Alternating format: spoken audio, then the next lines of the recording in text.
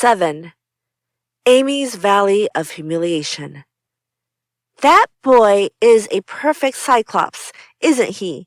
said Amy one day as Laurie clattered by on horseback, with a flourish of his whip as he passed. "How dare you say so when he's got both his eyes, and very handsome ones they are, too," cried Jo, who resented any slighting remarks about her friend. "I didn't say anything about his eyes, and I don't see why you need fire up when I admire his riding." "Oh my goodness, that little goose means a centaur, and she called him a cyclops," exclaimed Jo, with a burst of laughter. "You needn't be so rude. It's only a lapse of linguing, as Mr. Davis says," retorted Amy, finishing Jo with her Latin. "I just wish I had a little of the money Laurie spends on that horse," she added, as if to herself, yet hoping her sisters would hear. "Why?" asked Meg kindly, for Jo had gone off in another laugh at Amy's second blunder. "I need it so much. I'm dreadfully in debt, and it won't be my turn to have the rag money for a month." "In debt, Amy? What do you mean?" And Meg looked sober. "Why, I owe at least a dozen pickled limes, and I can't pay them, you know, till I have money, for Marmee forbade me from having anything charged at the shop." "Tell me all about it. Are limes the fashion now? It used to be pricking bits of rubber to make balls." And Meg tried to keep her countenance. Amy looked so grave and important. "Why, you see, the girls are always buying them, and unless you want to be thought mean, you must do it too. It's nothing but limes now, for everyone is sucking them in their desks in school time and trading them off for pencils, bead rings, paper dolls, or something else at recess. If one girl likes another, she gives her a lime. If she's mad with her, she eats one before her face and don't offer even a suck. They treat by turns, and I've had ever so many, but haven't returned them, and I ought, for they are debts of honor, you know." "How much will pay them off and restore your credit?" asked Meg, taking out her purse. "A quarter would more than do it and leave a few cents over for a treat for you. Don't you like limes?" "Not much. You may have my share. Here's the money. Make it last as long as you can, for it isn't very plenty, you know." "Oh, thank you. It must be so nice to have pocket money. I'll have a grand feast, for I haven't tasted a lime this week. I felt delicate about taking any, as I couldn't return them, and I'm actually suffering for one." Next day, Amy was rather late at school, but could not resist the temptation of displaying, with pardonable pride, a moist brown paper parcel, before she consigned it to the inmost recesses of her desk. During the next few minutes, the rumor that Amy March had got 24 delicious limes, she ate one on the way, and was going to treat circulated through her set, and the attentions of her friends became quite overwhelming. Katie Brown invited her to the next party on the spot. Mary Kingsley insisted on lending her watch till recess, and Jenny Snow, a satirical young lady who had basely twitted Amy upon her limeless state, promptly buried the hatchet and offered to furnish answers to certain appalling sums. But Amy had not forgotten Miss Snow's cutting remarks about some persons whose noses were not too flat to smell other people's limes, and stuck-up people who were not too proud to ask for them, and she instantly crushed that Snow girl's hopes by the withering telegram, "You needn't be so polite all of a sudden, for you won't get any." A distinguished personage happened to visit the school that morning, and Amy's beautifully drawn maps received praise, which honor to her foe rankled in the soul of Miss Snow, and caused Miss March to assume the airs of a studious young peacock. But alas, alas, pride goes before a fall, and the revengeful Snow turned the tables with disastrous success. No sooner had the guest paid the usual stale compliments and bowed himself out, than Jenny, under pretense of asking an important question, informed Mr. Davis, the teacher, that Amy March had pickled limes in her desk.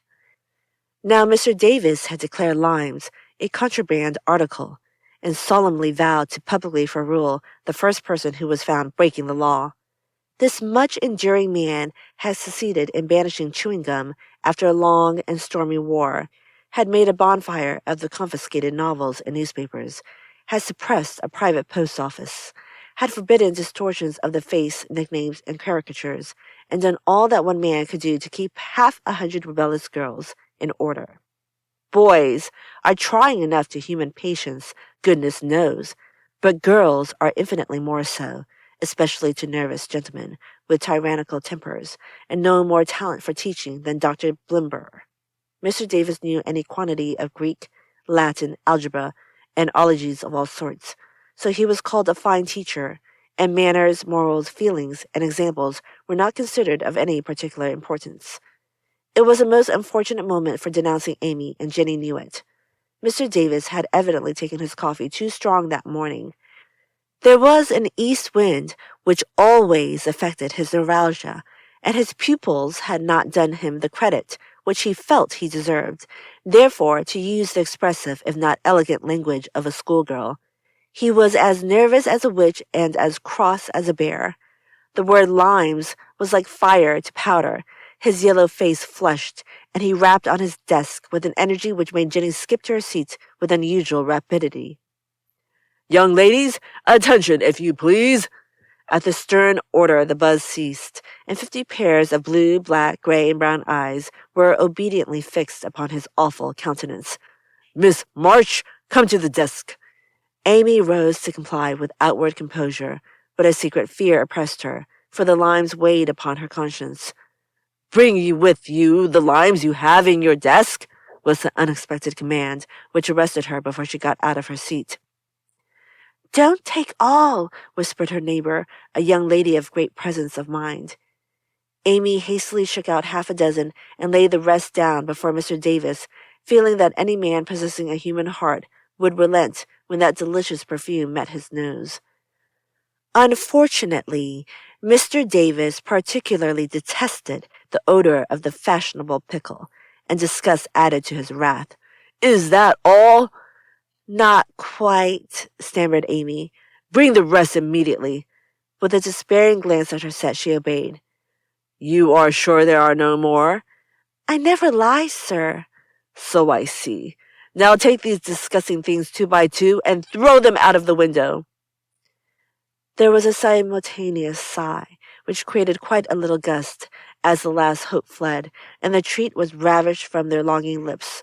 Scarlet with shame and anger, Amy went to and fro 6 dreadful times, and as each doomed couple, looking oh so plump and juicy, fell from her reluctant hands, a shout from the street completed the anguish of the girls, for it told them that their feast was being exulted over by the little Irish children, who were their sworn foes. This was too much. All flashed indignant or appealing glances at the inexorable Davis, and one passionate lime lover burst into tears. As Amy returned from her last trip, Mr. Davis gave a portentous hem, and said in his most impressive manner, "Young ladies, you remember what I said to you a week ago. I am sorry this has happened, but I never allow my rules to be infringed, and I never break my word. Miss March, hold out your hand." Amy started and put both hands behind her, turning on him an imploring look which pleaded for her better than the words she could not utter.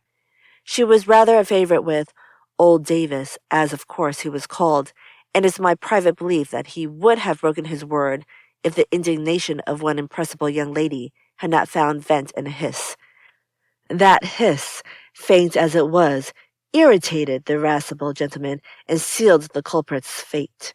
"Your hand, Miss March," was the only answer her mute appeal received, and too proud to cry or beseech, Amy set her teeth, threw back her head defiantly, and bore without flinching several tingling blows on her little palm. They were neither many nor heavy, but that made no difference to her. For the first time in her life she had been struck, and the disgrace in her eyes was as deep as if he had knocked her down. "You will now stand on the platform till recess," said Mr. Davis, resolved to do the thing thoroughly since he had begun. That was dreadful. It would have been bad enough to go to her seat and see the pitying faces of her friends, or the satisfied ones of her few enemies. But to face the whole school with that shame fresh upon her seemed impossible, and for a second she felt as if she could only drop down where she stood and break her heart with crying. A bitter sense of wrong and the thought of Jenny Snow helped her to bear it, and taking the ignominious place, She fixed her eyes on the stove funnel above what now seemed a sea of faces, and stood there, so motionless and white that the girls found it very hard to study with that pathetic figure before them. During the 15 minutes that followed, the proud and sensitive little girl suffered a shame and pain which she never forgot. To others, it might seem a ludicrous or trivial affair, but to her, it was a hard experience. For during the 12 years of her life, she had been governed by love alone, and a blow of that sort had never touched her before. The smart of her hand and the ache of her heart were forgotten in the sting of the thought. I shall have to tell at home, and they will be so disappointed in me. The 15 minutes seemed an hour, but they came to an end at last, and the word recess had never seemed so welcome to her before. You can go, Miss March, said Mr. Davis, looking as he felt, uncomfortable. He did not soon forget the reproachful glance Amy gave him as she went, without a word to anyone, straight into the anteroom, snatched her things and left the place, forever, as she passionately declared to herself. She was in a sad state when she got home, and when the older girls arrived, some time later, an indignation meeting was held at once. Mrs. March did not say much, but looked disturbed, and comforted her afflicted little daughter in her tenderest manner. Meg bathed the insulted hand with glycerine and tears. Beth felt that even her beloved kittens would fail as a balm for griefs like this. Joe wrathfully proposed that Mr. Davis be arrested without delay, and Hannah shook her fist at the villain and pounded potatoes for dinner, as if she had him under her pestle. No notice was taken of Amy's flight, except by her mates, but the sharp-eyed demoiselles discovered that Mr. Davis was quite benignant in the afternoon, also unusually nervous. Just before school closed, Jo appeared, wearing a grim expression, as she stalked up to the desk and delivered a letter from her mother, then collected Amy's property and departed, carefully scraping the mud from her boots on the doormat, as if she shook the dust of the place off her feet. Yes, you can have a vacation from school, but I want you to study a little every day with Beth, said Mrs. March that evening. I don't approve of corporal punishment, especially for girls. I dislike Mr. Davis's manner of teaching, and don't think the girls you associate with are doing you any good, so I shall ask your father's advice before I send you anywhere else. That's good. I wish all the girls would leave and spoil his old school.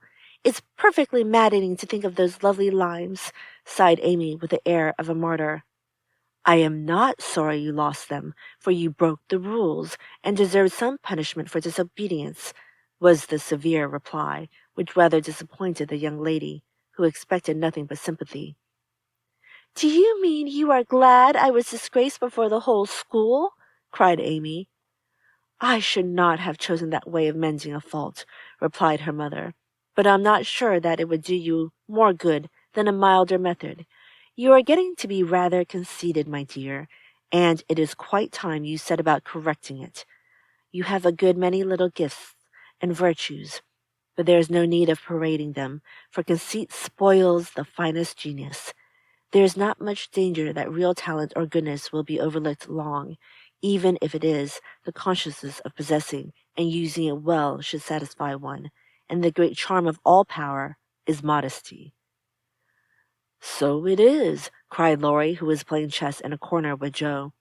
I knew a girl once who had a really remarkable talent for music, and she didn't know it.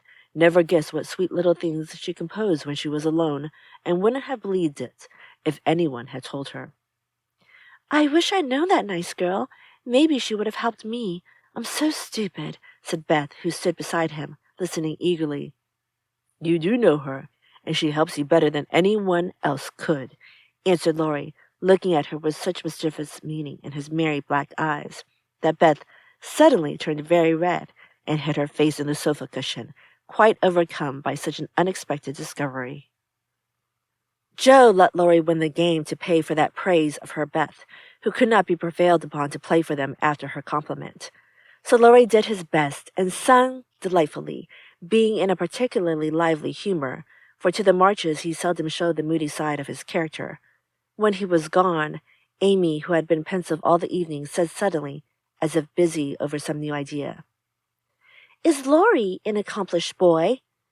"Yes, he has had an excellent education, and has much talent.